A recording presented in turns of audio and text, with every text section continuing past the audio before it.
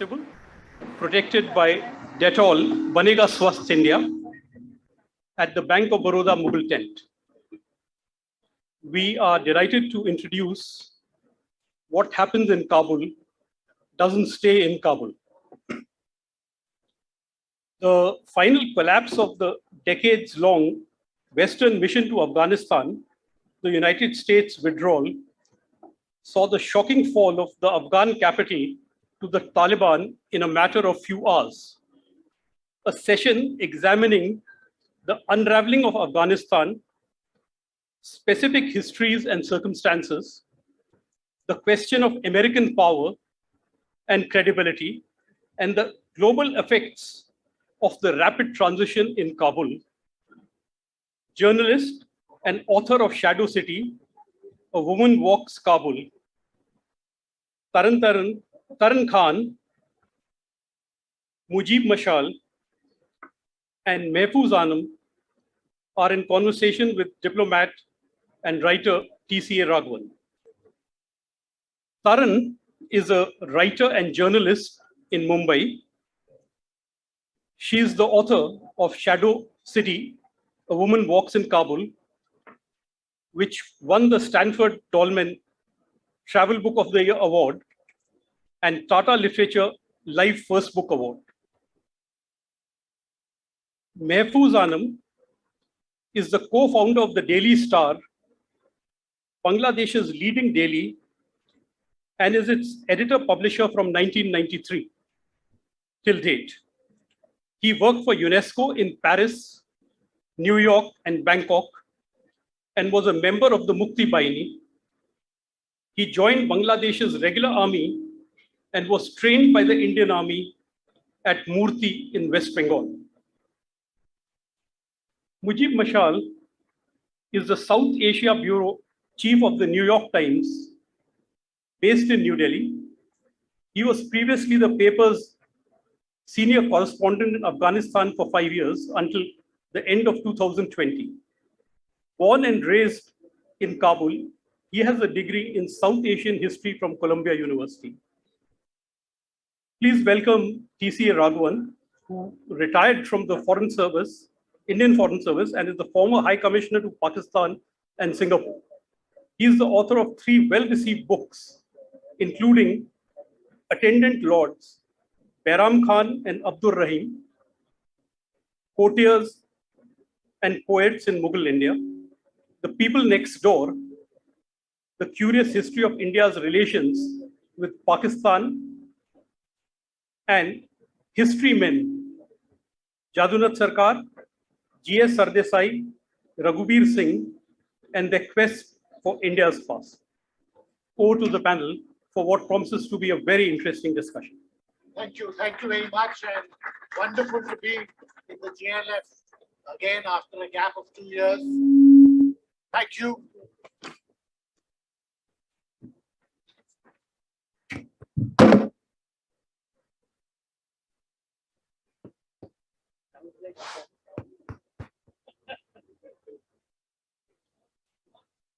Hello. Thank you very much. Wonderful to be back at the JLF, and I'm very happy to be part of this wonderful panel to talk about Afghanistan and what the happenings of Afghanistan mean for us in South Asia and also in the wider region. Now, if we were having this conversation a few months earlier, Afghanistan would have been very much in the news. And certainly one big change which has taken place in the past few months, that it's off not just the front pages, but probably off most newspapers. So there is a certain loss of the Afghan narrative in the past few months. And possibly this has to do with events in Ukraine, but also because of other developments, including a certain loss of Western and US interest in what is happening over there and what transpired over there in the course of the past 2 or 3 years. And I'd like to begin with that particular theme, that is there any hope at all of an Afghan narrative in the broadest possible sense regaining some ground, or is it going to be a lost cause in the way it was in the 1990s? So Taran Khan, may I begin with you to share your thoughts on that question? Yes, thank you, Mr. Raghavan, and thank you all for turning up in such good numbers to hear about Afghanistan. It's very heartening to see the interest, at least at JLF, on this topic. I'm really happy to be a part of this panel with such diverse voices, speaking about city I last saw in 2013, and I can only speak to Kabul. Of course, Afghanistan as an entity is so much larger. I'll come at your question slightly differently, Mr. Raghavan, that have we lost interest? Is there any chance of it coming back? I think it's slightly murky to pin this change to Ukraine or to the Taliban takeover. Of course, all these are factors, but I think there is a deeper history of forgetting Afghanistan, certainly, and it's so deeply embedded in our, certainly in our mainstream media, in the way Afghanistan is represented, that it's perennially coming across as a place of almost inevitable suffering. It's almost like it's preordained. And I think this came across very clearly to me in the reportage, even during the Taliban's takeover, where there were all these colonial tropes about Afghanistan being repeated as the graveyard of empires, and colonial era battles were being referenced the whole time. And I think implicit in this was the idea that it's a place where peace never stands a chance, which if anyone who spent any time in Kabul can tell you is complete nonsense. Afghans were deeply invested in the need for peace. They were deeply, they were very keen for peace. And I think it's disingenuous in a way to approach it in this way. I would argue that the narrative, we were told for years before 2021 that things are changing in Afghanistan. Afghan journalists, I mean, we have one here, a very fine young Afghan journalist. Afghan people were telling us that things are changing. But I think it took the shock of the Taliban takeover for the world to pay attention, and that soon wore off. And I think certainly the events in Ukraine are a part of this, but they're not the only reason. I think it's a deeper pattern of forgetting that's embedded in our behavior now. So I'll come back to that, but how deeply were Afghans invested in peace? You know, it's a thought, but we can explore it. But Mahfuz Anam, can I come to you with this point? Oh.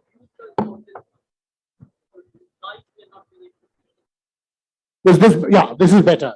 So if I can ask you, Mahfuz Anam, that this point which was made about Afghanistan being almost a kind of a familiar lost cause, that there is a narrative which has been built up around it, that this is what is going to happen, and therefore it's easy to airbrush what happens over there. I think one thing we must remember, whatever has happened to the Afghan people are not responsible. The rest of the world is. It is the Russians first, then the Americans. The Russians were there for, I think, 10 plus years. Then the Americans were there for 20 years. I mean, what the hell? I'm thinking as an Afghan, suppose I was born as an Afghan. I mean, my life is being played with for some consideration of superpower. So number one, all of us should feel that Afghans, if they were left to themselves, I think they would have been a country of peace. They would wiggle out of their problems themselves. Today, I think about Afghanistan, there are two fundamental realities. One that I celebrate, the other that I fear. What I celebrate in Afghanistan is the fact that a people defeated a superpower with literally nothing except their spirit. Yes, they've got some arm for some parts, but it was the spirit of the Afghan people. I celebrate that. Every superpower, powerful country should read in it that if a people are determined, they're going to defeat you. What I shudder is what they represent. They represent some sort of a medieval mindset of running a country without freedom, without democracy, at least as we would like to see it as a part of the world. So I fear it. And I fear it for the second reason, that it may trigger a global phenomena of resurgence of fundamentalism, which has been a bane for many countries of the world, and Bangladesh as a Muslim majority country where we celebrate differences, where we are tolerant, where we embrace diversity, this second representation of the Afghan may create inspirations for elements that I wouldn't like to see as a citizen of Bangladesh. Thank you. That's Thank what you the very takeaway much. from Kabul. Well, let me ask you about this, Mujib, about why Afghanistan is relevant to the region because of the fear of blowback, because of the sense of triumphalism which the Taliban creates in all extremist groups. And that is why the region should remain interested in Afghanistan. Do you think that's a strong enough reason? Just before I come to that, a couple of things about this cycle of collapse that we're talking about, and why the international attention is so important. The attention that you mentioned is fading. If you look at the past 20 years and the value system that was created in Afghanistan, required constant hand-holding and attention. Even on the democratic side of the forces, they were so abusive that to have them play by the rules, we're not even talking about the militant side, the Taliban, we're talking about the Republican side, that required constant attention and hand-holding, whether it was about women's participation in politics, whether it was about corruption, whether it was about basically the abuse of CIA-run militias in Afghanistan. All of it required international attention. What is sad now, and in every way, the 20 years, the system was inflated, fast-tracked, and it required constant help. Now, you have a force that didn't even believe in those values and power controlling over a population. In that circumstance, you need that attention, you need that pressure even more to get them to play by some rules that create some living space for the ordinary Afghans. And unfortunately, it is at that moment of need where the attention is shifted. So that is one reason that. And in this cycle of collapse that we talk about, it is the ordinary Afghans who are stuck. And I want to give one example that to me shows how long this has dragged on. I remember, I have an uncle who is a police officer. I remember he was trained by the Soviets, by the Soviet-backed government in Kabul. He would arrive home in uniform, bringing these Soviet thick biscuits. And I just remember that. Then the system fell. There was civil war. The Taliban took over. There was no space for him because all these religious elements that came into power, they saw anyone before them as a remnant of the communist-backed government. Even if you were a civil servant, you were seen as a remnant of an ideology they didn't agree with. So this uncle, he was one of the first people in my family, my father's side, who had graduated the police academy, he had gotten a good education. He was out of job. He had to go work as a laborer in Iran, as a construction worker. He came back, went back after 2001, after the democratic system, became a police officer again, served 20 years. In 20 years of service, 30 years total, he got 3 promotions. Because the way, how corrupt the system was, you needed, the way promotions works is you go find a slot first, and those slots would go to people who had power, and then you get a rank, a promotion. He could never find that slot because that slot would go to people. The other part was that if there was a catch-22, by a certain age, you either had to be promoted enough to remain in the service or you were forced retired. So he was 55, he hadn't gotten the promotions to stay on, and he was forced retired into a pension system that was just lost now because the system collapsed again. So in his lifetime, I see the class of ordinary Afghans trying to make a living no matter who's in power, getting screwed over and over again, right? To a point where he lost his job because of the Soviets, he lost his pension because of the Americans left, and he's trying to run a shop now and nobody's buying anything because the economy is absolutely screwed. So when we talk about this cycle of collapse, we need to remember the ordinary people stuck in the cycle of collapse. And Sorry, yes. And just to come to the question you raised, sorry. I absolutely agree that what happened in Afghanistan, the consequences of it for the region, we need to be clear about that. that it was a insurgency, an ideological insurgency that wears its ideology on its sleeve, defeated the largest military coalition in the world. The precedent that that creates in terms of emboldening all other ideological movements, and I am careful in the language I use. We're not talking about just the Islamic militancy infrastructure that is still in place in Pakistan, okay? That ecosystem has not been dismantled. That was built over 4 or 5 decades, beginning with the American investment in the 70s and 80s to create it until now. That hasn't been dismantled. Into that, a sense has been injected that the graduates of that system can defeat a world superpower, and it defeated a world superpower.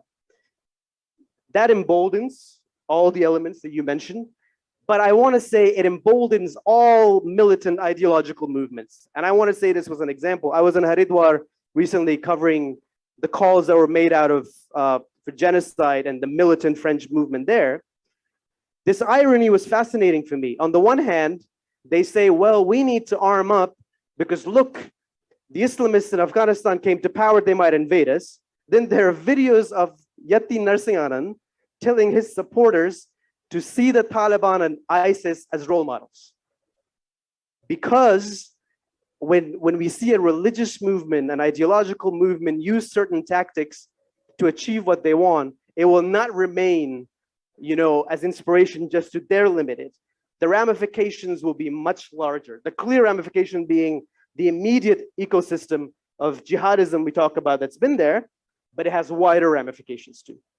Well, the question of Afghan agency in whatever has happened, you know, including in the Taliban takeover, or what Mahfuz said about the loss of Afghan agency or what has happened, because Afghans are not to blame. I want to ask Taran about this, that do you feel Afghans have lost agency, and does that mean that whatever have been the gains of the past 20 years in terms of women's rights, education, girls going to school, all that is now wiped clean, or are things going to be different this time around? And perhaps we are being too cynical, or we are reading the old playbook about what the Taliban is going to do. The short answer to that is I don't know, which isn't a phrase you hear very often from journalists. But I think it's a really interesting space to watch, because certainly what I hear over and over from colleagues and from friends who are still in Kabul, and of course this is something you also see on social media, is that it's a different country now, and things are going to play out differently. There is a wider range of tools available to Afghans still living in Afghanistan. And I feel that there is also this complicated interchange, which maybe Mujib can talk about a little, between the Afghan diaspora and Afghans still in Afghanistan on social media, which isn't always, they don't always speak in one voice. There are a lot of differences, there's a lot of diversity, there are many contesting claims, which I think is important to acknowledge also as we move forward. And I also wonder if it's, we're speaking about, of course, the events of the Taliban taking over as a defeat of these large military coalitions. But I do want to address the incredible frustration with the very flawed and broken government that existed before. There is a tendency, myself included, to slightly romanticize the Kabul of before 2021. And I want to acknowledge that life was difficult for ordinary Afghans then also, which is what I hinted at when I spoke about how people were telling us that there were changes coming up. And we often talk about these topics from in terms of geopolitics, in terms of strategy, in terms of clash of large powers. And I think Mujib is absolutely right when he says we have to see the people at the center of this conflict. And they have paid a massive price over and over again. Now the question is, while they try to make their way through this, how much support are they going to get from the region, and then of course from the larger Western powers that were in this region? But one could take the view, and for an outsider it seems very complicated, that if the gains of the past were not real, they were imposed because of a US military intervention and a US dominated architecture, which was quite artificial and therefore fragile, and now an Afghan identity has asserted itself, which some Afghans may not like, but others certainly seem to support it. What can outsiders do? What is the role of the region, Mahfuz? Well, my view is that first of all, we should respect Afghan people and Afghanistan as an independent country. We disagree with their policy. We maybe even hate their policy, but we disagree with many countries. I mean, we hate the Myanmaris for what they've done to the Rohingyas. But I'm not denying their existence. I'm not, in a way, not engaging with them. I mean, look at the hypocrisy here. After 20 years of bombing them and doing all sorts of things, now that Afghan people need their own money, which is available in the international banks, you have sanctioned it. And half of it, Biden took away and is giving to 111 victims. I mean, please, and there has not been any protest against that. Whose money did Biden take away? This is when we are all talking about Afghanistan. There is a famine there. Children are going to die. People are dying. And yet you don't release the money that belongs to the Afghan people because you don't like what the Taliban are doing. I'm not at all in favor of what Taliban are doing, but give them the minimum respect that you give to other nations. I mean, I think it's a total hypocrisy. Let me ask Mujib. Mujib, should we be respecting the Afghan government or shunning it? I think it is one of many Afghan identities that have snatched power, basically. I think one of our mistakes of the past 20 years until the last minute, including by India, has been to try to trivialize the Taliban as just an outside proxy, right? Where it was a mixed reality. The Taliban did receive very open support from Pakistan. They were nurtured by Pakistan, but they were a reality of Afghanistan also.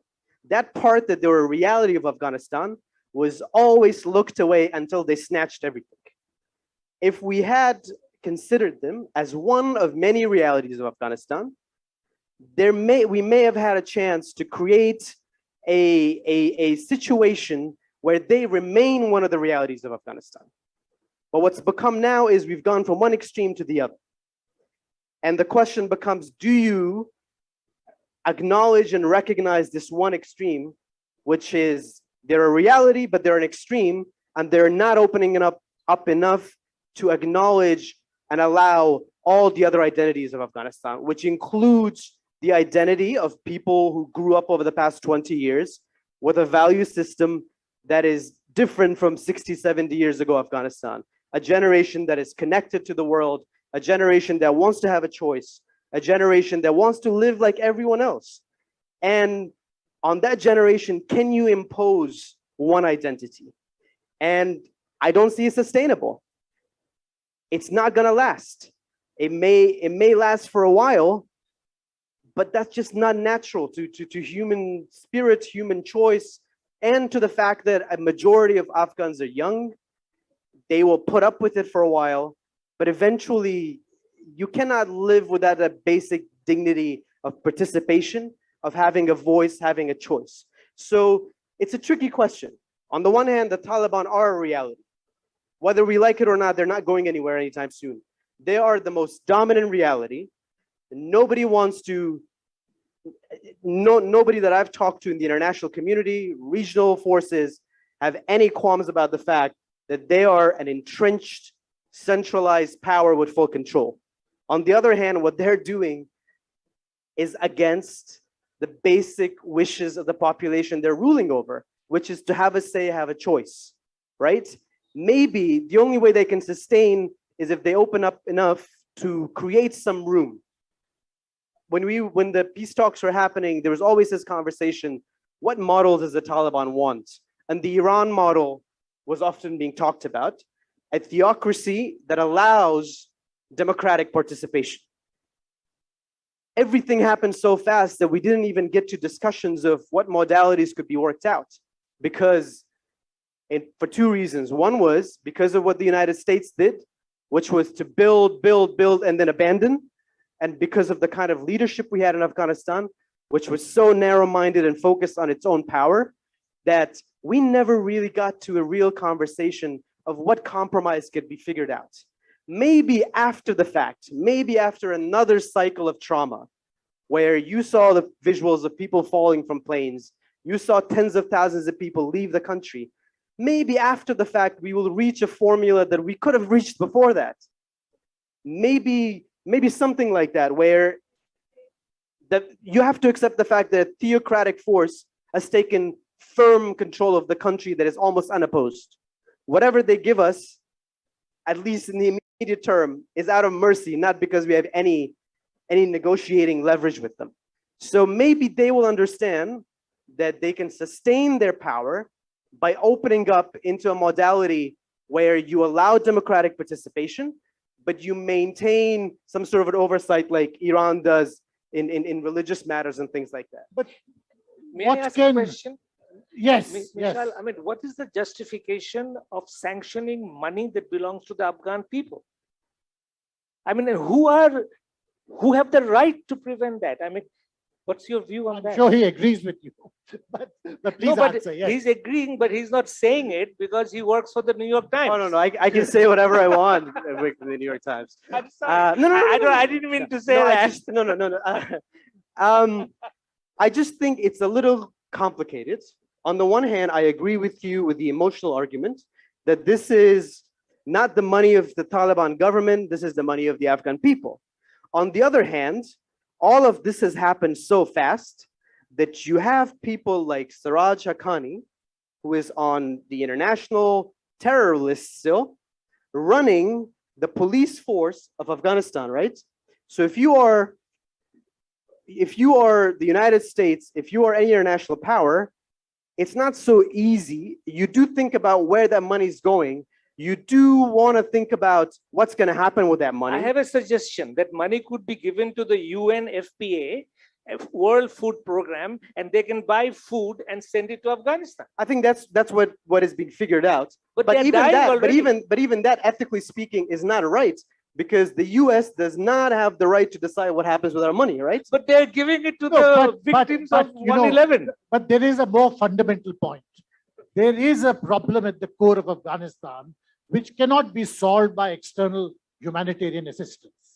Humanitarian assistance is applying Band-Aid on a structural internal issue which exists. And I want to ask you, Taran, when Mujib talks about Afghanistan finding its way to some kind of a theocratic setup which allows space for dissent or for different views, is that the country you knew, or does it sound like a different country?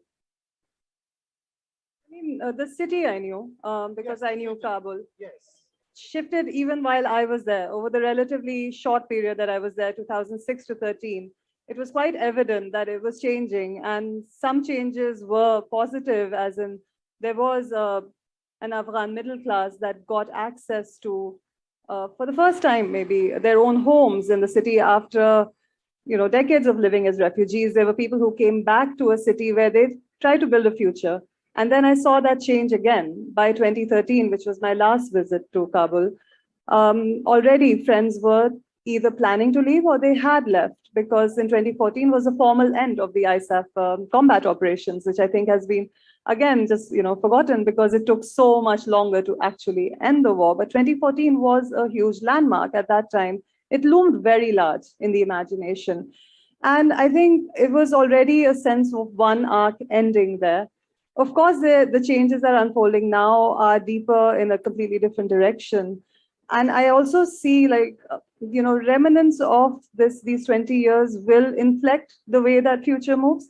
Maybe if you just talk about the press, which to my mind is one of the true gains of the last 20 years, having a generation of Afghans who are trained, who are confident, who are ready to tell their own stories. I don't think that will go away that easily, and I think that is truly one of the great assets, and that will definitely shape the future of this country.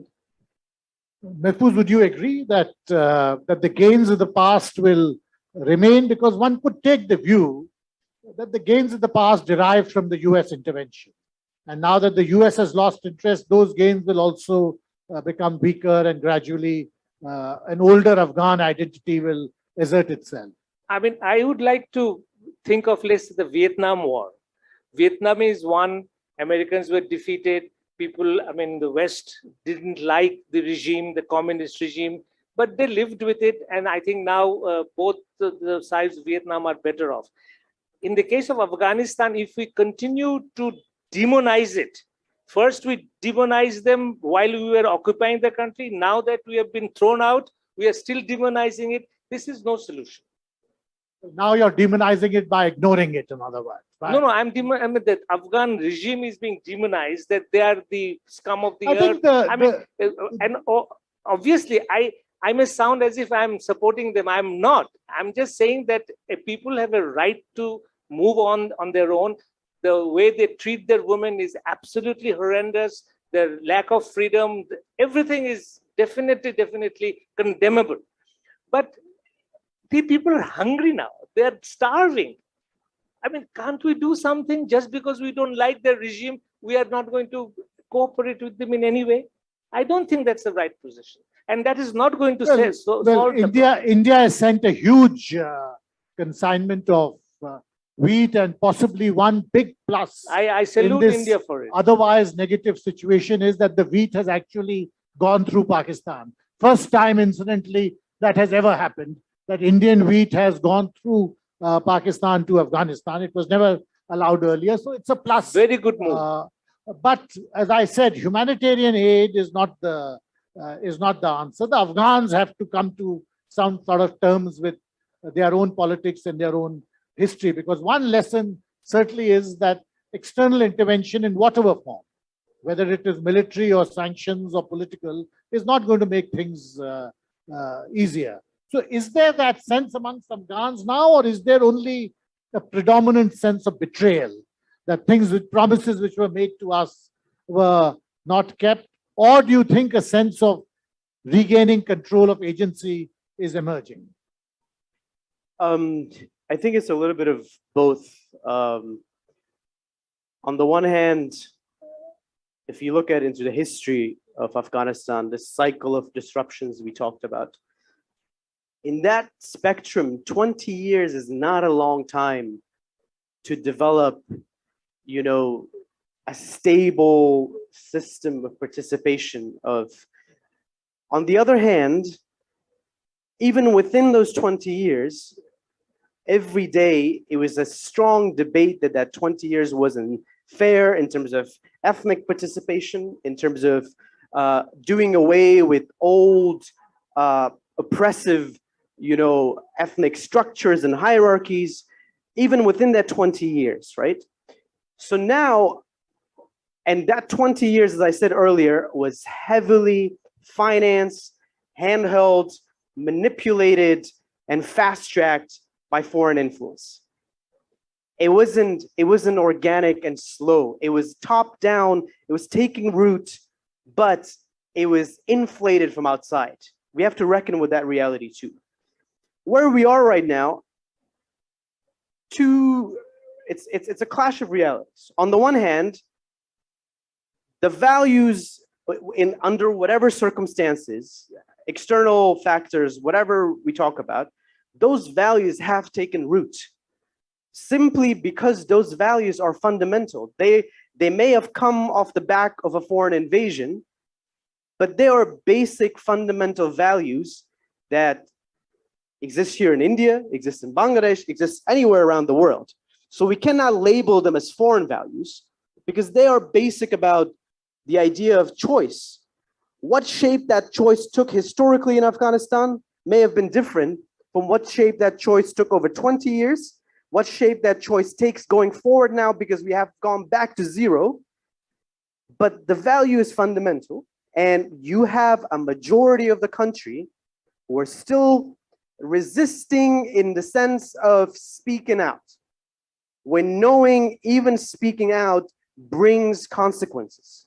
When knowing just going on the street and saying, I want to go back to school, I want to go back to university, I want to get my job back, as women, they have spent weeks in jail.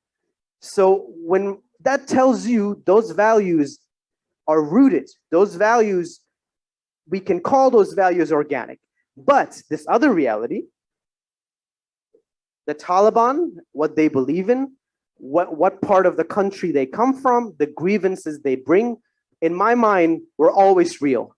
The most fatal mistake in the past 20 years the world made was to consider those manufactured grievances. They were not. And the longer that lasted, so now I don't see any sustainable future for Afghanistan unless these two clashing values find a compromise. Because it is not, it may have come off the back of American invasion and American money, but what we're talking about is very fundamental. Well, it may be so, but I think there is so much complexity in Afghanistan today that it is not possible for external powers to sort it out. It has to be a domestic process. Perhaps, as Mahfuz says, external powers can do more in terms of humanitarian assistance. But frankly, I think the complexity of the situation is such that no external agency will be able to impose or create or suggest a Sir, I track didn't that really will work. mean that. I didn't want the international community to be more involved. I was just talking about emergency aid. But what is happening now, as my understanding is that America has moved, but I think Pakistan is trying to have its own axe to grind within Afghanistan. India is obviously not going to let it go like this. If Pakistan is trying to gain influence, India will counter to it. China is playing its own card. So again, big power has gone, but the local powers are now also quite active in Afghanistan. And I think the interventions continue. I mean, there is definitely an agenda of Pakistan in Afghanistan. And obviously, India is not going to look away if Pakistan is involved. So then again, you have regional powers being involved. I think we have a few minutes for some questions, if there are any. Yes, the gentleman over there on the left.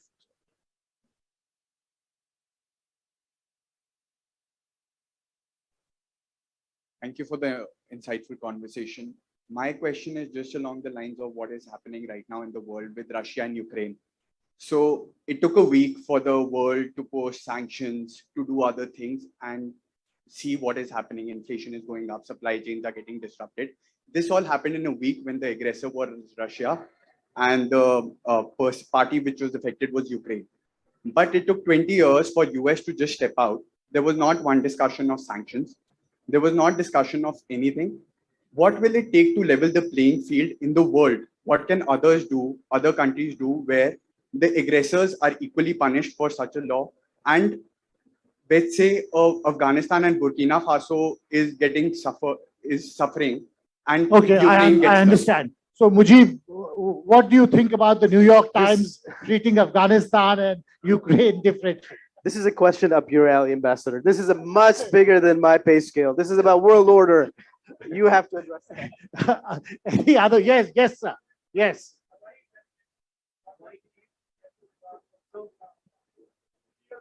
Take the mic. Yes. With your thoughts, I think you are more liberal. Can you give some lesson to Taliban also, so that the women liberalization is there? They are not confined to only the four walls of their houses. Do you think that the mindset will be changed? Or what steps, what remedial measure you suggest to have this liberalization? Until you have that, you can't have that much social transformation. So, Mahfuz, you were saying that we should respect the Taliban. How can we make them respect women? No, I'm talking about the sovereignty of Afghanistan as a country. Now power has been captured by a group that many of us do not like, but the world has had many instances where a country's power was captured by a group they didn't like, but they didn't behave with those countries as they are behaving with Afghanistan now. Sir, I fully agree with you. Their attitude towards women is absolutely medieval. We cannot accept it in any way. Their lack of freedom of expression, and I am from the press, I would love press freedom. So these are all unacceptable. But how do you persuade a victorious group in going in this direction? The way we are approaching it now, I don't think it will work. If I can just Yes, add a little bit on yes. this. In my mind, what is true is that the Taliban would have to accept that at some point. And you've seen some change from the way they treated women in the 90s to the way they treat women now.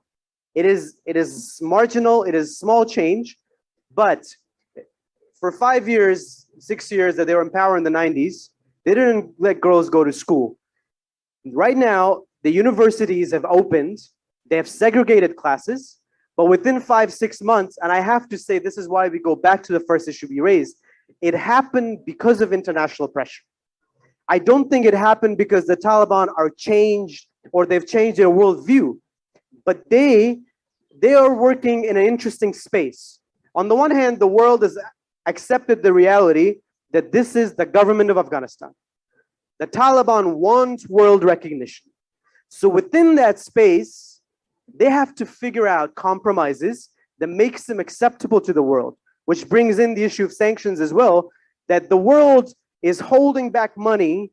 It's complicated because people are dying. People are, it's 90% of the population under poverty line right now. But on the other hand, that is the only leverage the world has over the Taliban, to change them to accept things they may not personally like. I don't think many of the Taliban leaders like the idea of a smart, professional Afghan woman going to university, but they have to accept it. There were people in the 20 years of the US presence in Afghanistan, there were people in the Afghan parliament who did not like the idea of women going to university, going to school, who wanted to marry girls off at 13. They were part of a broader reality. We just have to go to a space where we have to accept that those elements will be there as long as they don't impose it on others. So the Taliban have shown that because of their desire to be accepted by the world, they are making compromises on some of these things, but the focus, the scrutiny needs to remain to get them to do more until Afghanistan becomes a decently livable space for all. Mujib, can I ask you, feel a little bit of this change is also because of the very vocal demands by Afghan women to not give up these gains, which we've seen a little bit of protests of women just refusing to back off in some spaces? This is why I keep saying that the Taliban would have to accept it, because it is a reality. You cannot tell a whole generation to change the way you've lived, right? You can ask them to compromise a little bit, but compromise only happens both ways. So that is the only, international scrutiny is one. The other is that the Afghan women have shown that this wasn't some Western dream they forgot about. This is a fundamental way of life. And also to give the Taliban leadership, not the rank and file, things have changed a lot, and to give the leadership its due, those of the leadership who lived in Pakistan, or some of them lived in the Gulf, their daughters were certainly going to school and universities. They made sure of that. So it is not as if this is the same medieval group which knew nothing but war, which has come back to power. This is a group which has fought its way back, no doubt, used its rank and file, perhaps as cannon fodder, but has also changed and grown a lot in the process. So perhaps there's something in what you say, Mahfuz, that you have to do more than demonize it. Can I add one point to this, Ambassador? Thank you, thank you. There's a question there. Yes, please go ahead.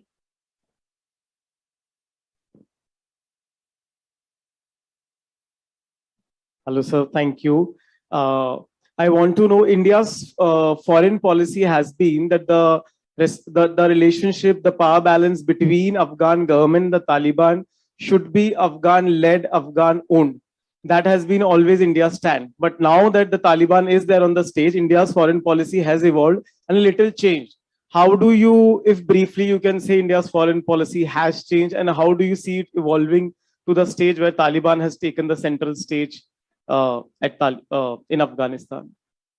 So, well, for one, yes, the Taliban may have changed a little, Afghanistan may have changed a little, but we can't easily forget the fact that our embassy in Kabul was bombed and diplomats were killed, or that IC-814 was hijacked and the Taliban was part of that whole process. So we have to be cautious. I think the government, what it's trying to do is deal with a difficult situation. They're sending humanitarian assistance, but at the same time, they can't just blindfold the past and think that everything has changed. Like everyone else, you have to be careful about your interests. Anything you'd like to add, Mahfuz, about Bangladesh? Yeah, just one thing we're forgetting. I mean, what were the topics of discussion when the Americans were dialoguing with the Taliban leadership in Qatar? You know, it went on for several years. What were the understanding? And then suddenly the collapse of the US, which even took the Taliban by great surprise, because we all read that Taliban didn't really want to enter Kabul.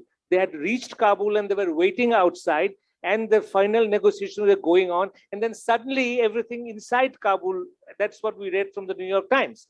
So what It were must those be absolutely discussions? true. Huh? It must be 100% true. Of course. We still respect the New York Times a lot. But listen, so what were those discussions? I think maybe we can go there, that Taliban had already agreed in Qatar on certain things and then revive it. Perhaps. I'm sure we can discuss a great deal about the United States, but our time has now drawn to a close. Thank you very much, audience, for attending this discussion.